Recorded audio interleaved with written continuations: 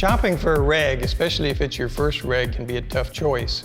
What should you look for? What are the things that you want to avoid? What are the important features? It's an easier job if you boil it down into the things that matter for you and the kind of diving you do. I've got a rig here that I'll use to show you what I'm talking about. This is Cressy's T10 Chromo Galaxy, a rig that we've dived with and tested at Scuba Lab.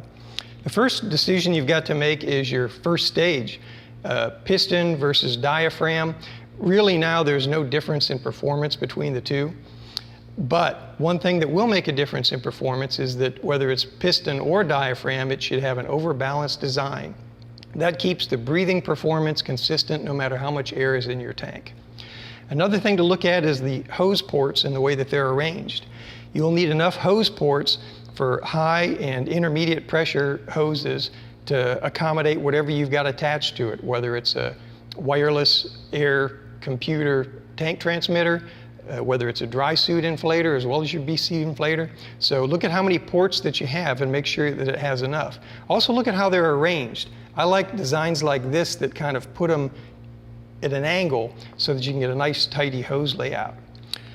Also look at the finish of the first stage. This one has a satin chrome, but there are others as well that provide good protection.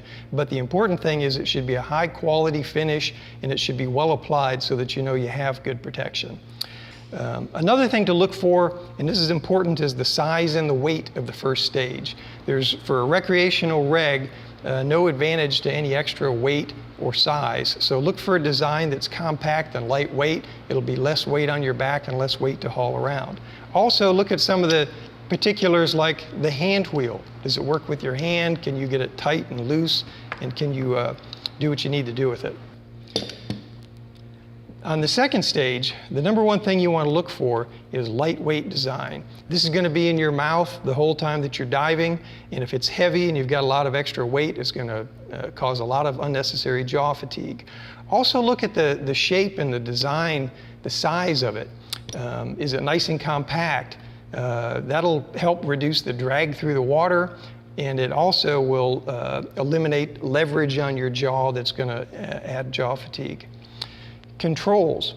Regs have, depending on the design, a breathing adjustment and or a dive, pre-dive switch, and the controls are located in different positions and operate in different ways. This one you can see has the dive, pre-dive switch on the top up here where you can see it. The important thing is that the controls need to work for you and your hands so you can find them without looking and operate them easily. Another thing that's important is the purge. There are a lot of different designs on this. I kind of like this one. It has a soft rubber purge over the whole front area. So your fingers just kind of fall right to it and you can use it nice and progressively, give it as much or as little as you want. So those are some of the things to look for when you're shopping for a new reg.